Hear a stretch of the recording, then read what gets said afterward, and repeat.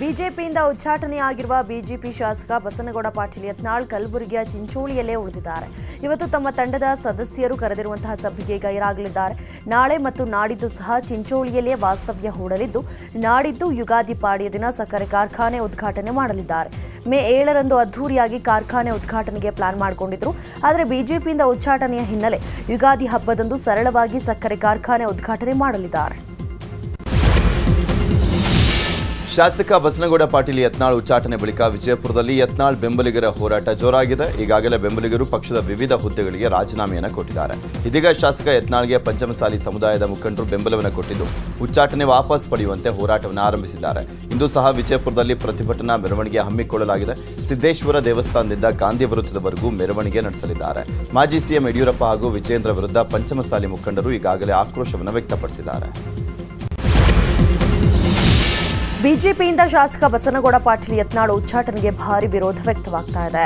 ಇವತ್ತು ಯತ್ನಾಳ್ ತಂಡದ ಸದಸ್ಯರು ಬೆಂಗಳೂರಿನಲ್ಲಿ ಸಭೆ ಮಾಡಲಿದ್ದಾರೆ. ಶಾಸಕ ರಮೇಶ್ ಜಾರಕಿಹೊಳಿ ನೇತೃತ್ವದಲ್ಲಿ ಸಭೆ ನಡೆಯಲಿದ್ದು, ಉಚ್ಚಾಟಿತ ಕ್ರಮವನ್ನು ವಾಪಸ್ ಪಡೆಯುವಂತೆ ಆಗ್ರಹಿಸಲಿದ್ದಾರೆ. ಇನ್ನು ಈ ಸಭೆಗೆ ಯತ್ನಾಳ್ ಗೈರಾಗಲಿದ್ದು, ಅರವಿಂದ್ ಲಿಂಬಾವಳಿ, ಕುಮಾರ್ ಬಂಗಾರಪ್ಪ, ಬಿಪಿ ಹರೀಶ್ ಸೇರಿ ಹಲವರು ಪಾಲ್ಗೊಳ್ಳಲಿದ್ದಾರೆ. ನಿನ್ನೆಯಷ್ಟೇ ಸಚಿವ ರಾಜಣ್ಣ ಪುತ್ರ ರಾಜೇಂದ್ರ ಕೊಲೆ ಯತ್ನದ ಬಗ್ಗೆ ಡಿಜಿಗೆ ದೂರನ್ನು ಕೊಟ್ಟಿದ್ರು. ನನ್ನ ಕೊಲೆಗೆ ಯತ್ನವನ್ನು ಮಾಡಿದ್ದಾರೆ ಅಂತ ಪೊಲೀಸರಿಗೆ ದೂರನ್ನು ಕೊಟ್ಟಿದ್ರು. ಇಂದು ಈ ಬಗ್ಗೆ ತುಮಕೂರು ಎಸ್ಪಿಗೆ ಎಂಎಲ್ಸಿ ರಾಜೇಂದ್ರ ದೂರನ್ನು ಕೊಡಲಿದ್ದಾರೆ. ಹನಿ ಟ್ರ್ಯಾಪ್ ಬಗ್ಗೆ ಆರೋಪ ಮಾಡಿದಂತಹ ರಾಜೇಂದ್ರ ನಂತರ ಹನಿ ಟ್ರ್ಯಾಪ್ ಆಗಿಲ್ಲ, ಕೊಲೆ ಯತ್ನ ಆಗಿದೆ ಅಂತ ದೂರನ್ನು ಕೊಟ್ಟಿದ್ದಾರೆ. ಈ ಬಗ್ಗೆ ಸಿಐಡಿ ತನಿಖೆಯನ್ನ ಮಾಡ್ತಾ ಇರುವಂಥ ವಿಚಾರದ ಬಗ್ಗೆನೂ ಕೂಡ ಮಾತನಾಡಿದ್ರು. ಹನಿ ಟ್ರ್ಯಾಪ್ ವಿಚಾರದ ಬಗ್ಗೆ ಹಾವೇರಿಯಲ್ಲಿ ಮಾತನಾಡಿದ ಮಾಜಿ ಸಚಿವ ಬಿಸಿ ಪಾಟೀಲ್, 3 ಬಿಟ್ಟವ ಊರಿಗೆ ದೊಡ್ಡವ ಅಂತ ಕಾಂಗ್ರೆಸ್ನಲ್ಲಿ 3 ಬಿಟ್ಟವರೇ ಇದ್ದಾರೆ. ಹನಿ ಟ್ರ್ಯಾಪ್ ಅನ್ನೋದು ನಾಚಿಕೆಗೇಡಿತನ ವಿಚಾರ. ಯಾರಿಗೆ ಕಲ್ಲು ಹೊಡಿತಿದ್ದಾರೆ ಗೊತ್ತಾಗ್ತಾ ಇಲ್ಲ. ಅವರೇ ಪ್ರಚಾರ ಮಾಡ್ಕೊಳ್ತಾರೆ, ಅವರೇ ಆಗಿಲ್ಲ ಅಂತಾರೆ. ನನ್ನ ಜೀವನದಲ್ಲಿ ಈ ಮಟ್ಟಿಗಿನ ರಾಜಕಾರಣ ನೋಡಿಲ್ಲ ಅಂತ ಕಿಡಿಕಾರಿದ್ದಾರೆ. ಟ್ರ್ಯಾಪ್ ಇದು ನಾಚಿಕೆಗೇಡಿನ ವಿಷಯ. ಸುಮ್ಮನೆ ಯಾರು ಎಲ್ಲಿ ಯಾವ್ಯಾವ ಗ್ಲಾಸ್ ಮನೇಲಿ ನಿಂತ್ಕೊಂಡು ಯಾರ್ಯಾರು ಕಲ್ಲು ಹೊಡಿತಾರೋ ಒಂದು ಗೊತ್ತಾಗ್ತಾ ಇಲ್ಲ. ಒಬ್ಬರು ಚೂಡ್ತಾರೆ, ಒಬ್ಬರು ಮಕ್ಕಳು ಸಾಮಾರಿಸ್ತಾರೆ, ಅವರೇ ಪ್ರಚಾರ ಮಾಡ್ಕೊತಾರೆ, ಅವರೇ ಆಗಿಲ್ಲ ಅಂತಾರೆ. ಹನಿ ಟ್ರ್ಯಾಪ್ ಆಯಿತು ಅಂತಾರೆ, ಇವ್ರು ಮಾಡಿದ್ರು ಅಂತ ಅವ್ರು ಮಾಡಿದ್ರು ಅಂತ ಇವರು. ಇಷ್ಟು ಕೆಳಮಟ್ಟಕ್ಕೆ ರಾಜಕೀಯ ಹೋಗಿದೆ ಅಂತ ಹೇಳಿದರೆ ಬಹುಶಃ ನಮ್ಮ ಜೀವನದಲ್ಲಿ ಈ ಮಟ್ಟದ ರಾಜಕಾರಣವನ್ನು ನಾವು ನೋಡಿಲ್ಲ. ಕೇವಲ ಅಧಿಕಾರಕ್ಕೋಸ್ಕರ ಇವತ್ತು ಕಾಂಗ್ರೆಸ್ನವ್ರು ಯಾವ ಮಟ್ಟಕ್ಕೆ ಹೋಗ್ತಾ ಇದ್ದಾರೆ ಅಂತ ಅವರೇ ಹೇಳ್ಕೊಡ್ತಾರೆ. ನಮ್ಮ ನಾಯಕರು ಮಾಡಿದ್ದಾರೆ, ಅದರಲ್ಲಿ ನಮ್ಮ ದೊಡ್ಡ ನಾಯಕರು, ಪ್ರಭಾವಿ ನಾಯಕರು. ಅದಕ್ಕೆ ಯಾರು ಮಾಡಿದ್ರು, ಏನು ಮಾಡಿದ್ರು ಹೇಳಬೇಕಾಗಿತ್ತು. ಮುಚ್ಚಾಕಿಟ್ಕೊತೀರಿ, ಅದನ್ನು ಹೇಳೋಕ್ಕೂ ತಯಾರಿಲ್ಲ, ಬಿಡೋಕ್ಕೂ ತಯಾರಿಲ್ಲ. ಸುಮ್ಮನೆ ಇವ್ರನ್ನ ಅವ್ರು ತೇಜೋವಧೆ ಮಾಡೋದು, ಅವ್ರನ್ನ ಇವ್ರು ತೇಜ ಮಾಡೋದು. ಬಟ್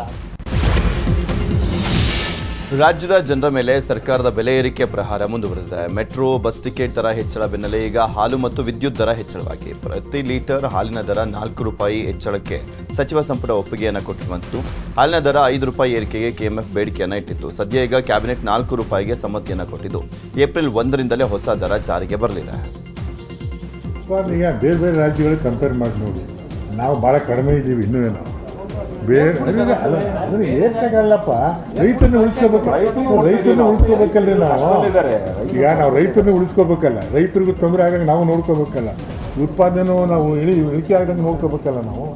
ಈಗ ರೇಟ್ ಕಡಿಮೆ ಆದರೆ ಉತ್ಪಾದನೆ ಕಡಿಮೆ ಆಗುತ್ತೆ. ಈಗ ಏರಿಸಬಾರ್ದು ಅಂತಾನೆ ನಾವು ಇಷ್ಟು ಮಾಡಿರೋದು ಅಲ್ಲ. ಸರ್ಕಾರ 5 ರೂಪಾಯಿ ಕೊಡ್ತಾ ಇದೀವಲ್ಲ, 5 ರೂಪಾಯಿ ಇನ್ಸೆಂಟಿವ್ ಕೊಡ್ತಾ ಇದೀವಲ್ಲ. ಸರ್ಕಾರದ ಯಾವುದೇ ರೀತಿಯ ಲಾಭ ನಷ್ಟದ ಯೋಚನೆ ಅಲ್ಲ ಇದು. ಹಾಲು ಉತ್ಪಾದಕರಿಗೆ ಕೊಡ್ತಕ್ಕಂಥ ಒಂದು ಸೌಲಭ್ಯ ಅಂತ ಹೇಳಿ ಈ ಸಂದರ್ಭದಲ್ಲಿ ನಾನು ತಮ್ಮ ಮೂಲಕ ಈ ಭಾಗದ ಅಂದರೆ ಈ ನಮ್ಮ ರಾಜ್ಯದ ಹಾಲು ಉತ್ಪಾದಕರಿಗೆ ಈ ಸಂದೇಶವನ್ನು ಸರ್ಕಾರದ ವತಿಯಿಂದ ಕೊಡ್ತಕ್ಕಂಥದ್ರ ಜೊತೆಯಲ್ಲಿ ಗ್ರಾಹಕರಿಗೂ ಕೂಡ ನಾವು ಸ್ವಲ್ಪ ಅನಾನುಕೂಲ ಆಗುತ್ತೆ ಅಂತಕ್ಕಂಥದ್ದನ್ನು. ಇನ್ನು ಸಿದ್ದರಾಮಯ್ಯ ಸರ್ಕಾರ ರಾಜ್ಯದ ಜನತೆಗೆ ಒಂದೇ ದಿನ 2 ಶಾಕ್ ಅನ್ನು ಕೊಟ್ಟಿರುವಂಥದ್ದು. ಹಾಲಿನ ದರ ಹೆಚ್ಚಳ ಬೆನ್ನಲ್ಲೇ ವಿದ್ಯುತ್ ದರವನ್ನು ಪ್ರತಿ ಯೂನಿಟ್ಗೆ 36 ಪೈಸೆ ಹೆಚ್ಚಳ ಮಾಡಿ ಆದೇಶವನ್ನು ಹೊರಡಿಸಿದೆ. ಏಪ್ರಿಲ್ 1ರಿಂದಲೇ ನೂತನ ದರ ಜಾರಿಗೆ ಬರುವಂತೆ ವಿದ್ಯುತ್ ದರ ಹೆಚ್ಚಳ ಮಾಡಿ ಕರ್ನಾಟಕ ವಿದ್ಯುತ್ ಶಕ್ತಿ ನಿಯಂತ್ರಣ ಆಯೋಗ ಆದೇಶವನ್ನು ಹೊರಡಿಸಿದೆ. ವಿದ್ಯುತ್ ಪ್ರಸರಣ ಮತ್ತು ಎಸ್ಕಾಂಗಳ ಸಿಬ್ಬಂದಿಗಳ ಪಿಂಚಣಿ ಹಾಗೂ ಗ್ರಾಚ್ಯುಟಿ ಪಾವತಿಸಲಿಕ್ಕೆ ಹಾಗೂ ಉಚಿತ ವಿದ್ಯುತ್ ಯೋಜನೆಗಳ ವೆಚ್ಚವನ್ನು ಭರಿಸಲಿಕ್ಕೆ ಈ ದರ ಏರಿಕೆ ಮಾಡಲಾಗ್ತದೆ ಅಂತ ಕೆಇಆರ್ಸಿ ತಿಳಿಸಿದೆ.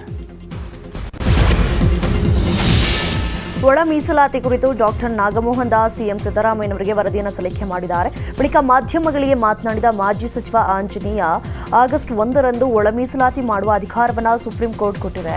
ನಾವು ಹೋರಾಟ ಮಾಡ್ತಾನೇ ಇದ್ದೇವೆ. ಸಿಎಂ ನಮ್ಮ ಪರವಾಗಿದ್ದಾರೆ. ಇನ್ನು ಇದೇ ವಿಚಾರದ ಬಗ್ಗೆ ನಿವೃತ್ತ ನ್ಯಾಯಮೂರ್ತಿ ನಾಗಮೋಹನ್ ದಾಸ್ ಕೂಡ ಪ್ರತಿಕ್ರಿಯೆಯನ್ನು ಕೊಟ್ಟಿದ್ದಾರೆ.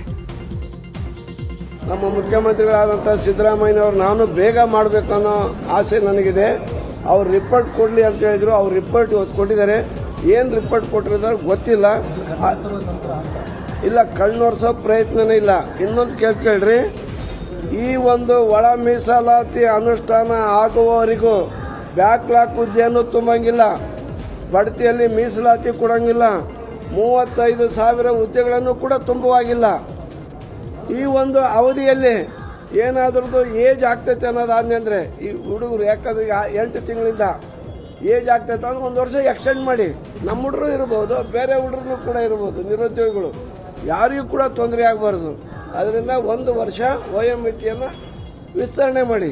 2 ತಿಂಗಳಿಗಿಂತ ಹೆಚ್ಚು ನಾನು ನನ್ನ ತಂಡ ಆಳವಾದಂಥ ಅಧ್ಯಯನ ಮಾಡಿ 103-4 ಪುಟಗಳ ಈ ವರದಿಯನ್ನು ಕೊಟ್ಟಿದ್ದೆ.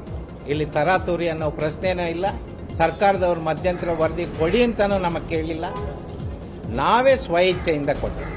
ನಾನು ಈ ಹಂತದಲ್ಲಿ ಅದನ್ನೆಲ್ಲ ನಿಮ್ಗೆ ಹೇಳೋಕ್ಕಾಗಲ್ಲ. ಒಂದು ವರದಿ ಕೊಟ್ಟಿದ್ದೀನಿ. ಸರ್ಕಾರ ಇದರ ಮೇಲೆ ಏನು ತೀರ್ಮಾನ ತಗೊಳುತ್ತೆ ಇವತ್ತು ನೋಡೋಣ. ಸರ್ಕಾರ ತೀರ್ಮಾನದ ಮೇಲೆ ನಾವು ಮುಂದಿನ ಕ್ರಮ ಅವರಿಗೆ ಶಾಶ್ವತವಾದ ಪರಿಹಾರ ಕೊಡಬೇಕು ಅನ್ನೋದೇ ನನ್ನ ಆಸೆ. ಇವತ್ತು ಸರ್ಕಾರ ಏನು ತೀರ್ಮಾನ ಮಾಡುತ್ತೆ ಅದರ ಮೇಲೆ ನಾನು ಮಧ್ಯಂತರ ವರದಿ ಕೊಟ್ಟಿದ್ದೀನಿ. ಸರ್ಕಾರ ನನಗಿನ್ನೂ ಏನು ಅದರ ಬಗ್ಗೆ ಉತ್ತರ ಕೊಟ್ಟಿಲ್ಲ. ಆ ಉತ್ತರ ನೋಡ್ಕೊಂಡು ನಾನು ತೀರ್ಮಾನ. ಗೌರವಾನ್ವಿತ ನ್ಯಾಯಮೂರ್ತಿಗಳಾದಂಥ HN ನಾಗಮೋಹನ್ ದಾಸ್ ಅವರು ಅವರ ನೇತೃತ್ವದೊಳಗೆ ಒಂದು ಏಕಸದಸ್ಯ ವಿಚಾರಣಾ ಆಯೋಗವನ್ನು ರಾಜ್ಯ ಸರ್ಕಾರ ನೇಮಣಿಕೆ ಮಾಡಿತ್ತು. ಮಧ್ಯಂತರ ವರದಿಯಲ್ಲಿ 4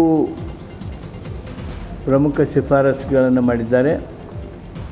ಅವು ಅಂದರೆ ಕರ್ನಾಟಕ ರಾಜ್ಯದ ಪರಿಶಿಷ್ಟ ಜಾತಿಯಲ್ಲಿರುವ ಉಪಜಾತಿಗಳ ವೈಜ್ಞಾನಿಕ ವರ್ಗೀಕರಣ ಮಾಡಲು ಹೊಸದಾದ ಸಮೀಕ್ಷೆ ನಡೆಸಿ ದತ್ತಾಂಶವನ್ನು ಸಂಗ್ರಹಿಸಬೇಕು. 2ನೇ ಶಿಫಾರಸು ಆಧುನಿಕ ವಿಜ್ಞಾನ ಮತ್ತು ತಂತ್ರಜ್ಞಾನದ ಸಾಧನಗಳನ್ನು ಬಳಸಿ 30ರಿಂದ 40 ದಿವಸಗಳೊಳಗೆ ಹೊಸದಾದ ಸಮೀಕ್ಷೆಯನ್ನು ನಡೆಸಬಹುದೆಂದು